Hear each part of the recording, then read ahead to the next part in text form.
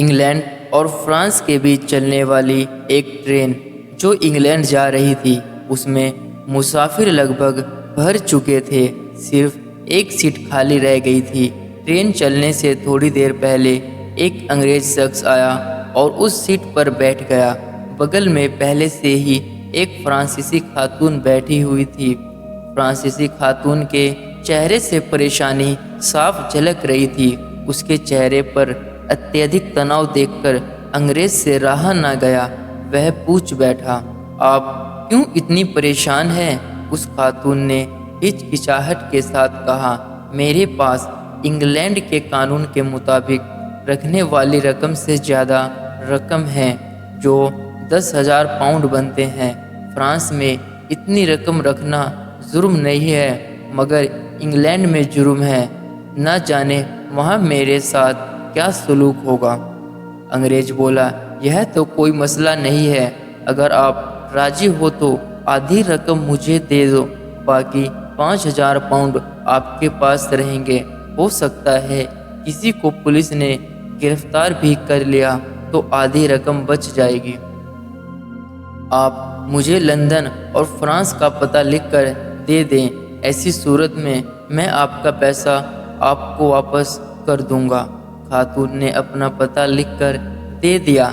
Rail से उतरने के बाद फ्रांसीसी खातून पुलिस के चेकिंग से बिना किसी रुकावट के गुजर चुकी थी कि अंग्रेज जोर से चीख पड़ा और पुलिस को उस खातून की तरफ इशारा करते हुए बोला, जनाब, उस औरत को पकड़े।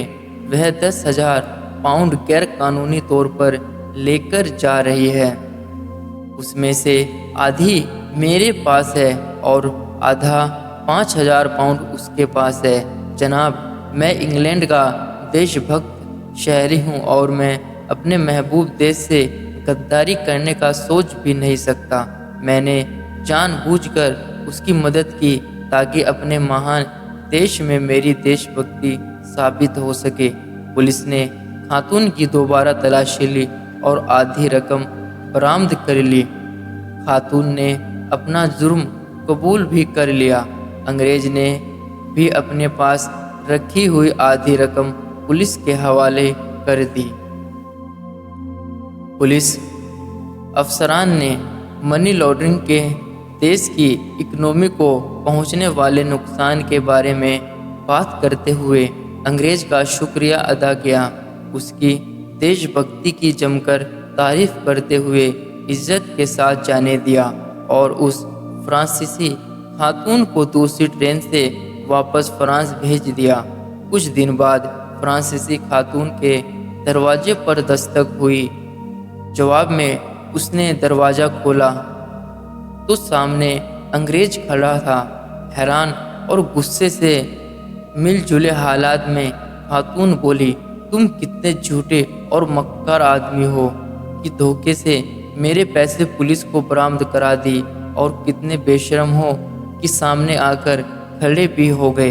अंग्रेज ने खातून के किसी भी बात पर रिएक्शन देने के बजाय उसे एक लिफाफा थमाया जिसमें 15,000 पाउंड थे और सपाट लहजे में बोला, यह आपकी रकम है और बाकी पैसे मेरी तरफ से आपके लिए इनाम है। फ्रांसीसी खातून उसकी बात सुनकर हैरान रह गई कि यह क्या माजरा है।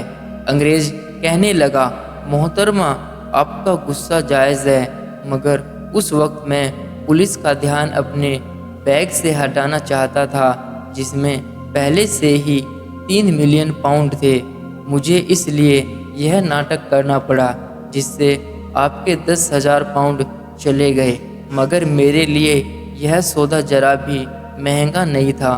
कभी कभी चीख चीख कर देशभक्ति, कानून की पासदारी और गैरत का दावा करने वाले शख्स दरअसल चोर भी हो सकते हैं जो देशभक्ति की आड़ लेकर अपने आप को बचा रहे होते हैं और उधर वो बहुत बड़ा जुल्म कर रहा होता है जिसकी किसी को कानो कान खबर भी नहीं होती।